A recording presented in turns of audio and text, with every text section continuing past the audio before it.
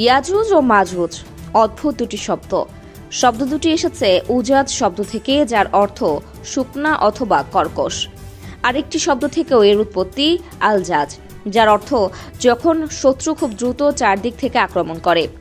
ইয়াজুজ ও মাজুজের চরিত্র এমনই হবে, অর্থাৎ তারা খুব রুক্ষ ও কর্কশ স্বভাবের এবং তারা যখন আক্রমণ করবে তখন চারদিক থেকে এবং খুব দ্রুত আক্রমণ করবে। কেউ তাদের সামনে থেকে জীবিত পালাতে পারবে না। কিয়ামতের আগে আসবে ইয়াজুজ মাজুজ নামে দুটি জাতি। অত্যন্ত হিংস্র ও বর্বর এই দুই জাতি কারা? কবে আসবে তারা? ইয়াজুজ ও মাজুজ জাতি দুটি এক পরহেজগার বাদশার আমলে ছিল, যে বাদশাকে বলা হয় জুলকারনাইন। মমতাজ মেহেদী, প্রিয়জন প্রিয়তমার মেহেদী। জুলকারনাইন অর্থ দুই শিংওয়ালা মানুষ। সেই রাজার মুকুটে দুটি শিংয়ের মতো ছিল বলেই তার এই নাম বলে মুফাসসিরিনদের ধারণা। জুলকারনাইন ছিলেন খুবই ক্ষমতাধর একজন শাসক এবং তিনি ছিলেন একজন ঈমানদার। তিনি এতটাই ক্ষমতাধর ছিলেন যে আল্লাহ তাকে প্রায় পুরো পৃথিবী রাজত্ব দিয়েছিলেন। তিনি তার সৈন্যদল নিয়ে ভ্রমণ করতেন, দেখতেন পৃথিবীর কে কোথায় নির্যাতিত হচ্ছে, কে ভালো কাজ করছে। তিনি তার জীবন পার করেছেন ন্যায় বিচার প্রতিষ্ঠায়। আর তার এমনই এক ভ্রমণ সম্পর্কে আল্লাহ সূরা কাহাফে বলেন, তিনি এতটাই দূরে চলে গিয়েছিলেন যে এরপর আর কোনো মানব সভ্যতা ছিল না। সেখানে দুটি পর্বতের মাঝে তিনি এক জাতিকে দেখলেন যাদের ভাষাও তিনি বুঝতে পারছিলেন না, কারণ তারা সভ্যতা থেকে এতটাই দূরে ছিল যে তাদের ভাষাও দুর্বোধ্য ছিল।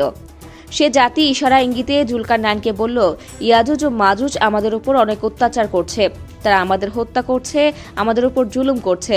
আমরা যদি আপনাকে কিছু মূল্য দেই, তার বদলে আপনি কি তাদের ও আমাদের মধ্যে একটি দেয়াল নির্মাণ করে দিতে পারেন? উত্তরে জুলকারনাইন বলেন, আমার রব আমাকে যা দিয়েছেন তা তোমাদের উপহার থেকে অনেক ভালো। তোমরা বরং আমাকে সাহায্য করো এবং আমি তোমাদের ও তাদের মাঝে একটি দেয়াল তৈরি করে দিচ্ছি।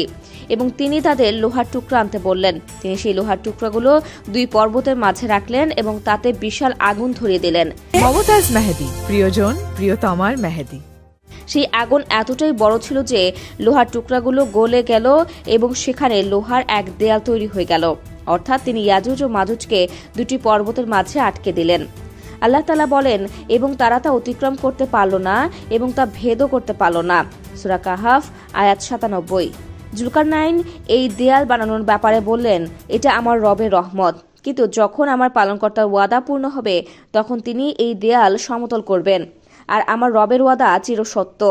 এখানে আল্লাহর ওয়াদা বলতে বোঝানো হয়েছে কিয়ামতকে, অর্থাৎ যখন কিয়ামত সন্নিকটে আসবে তখন আল্লাহ এই দেয়াল গুড়িয়ে দেবেন এবং ইয়াজুজ ও মাজুজকে মুক্ত করে দেবেন।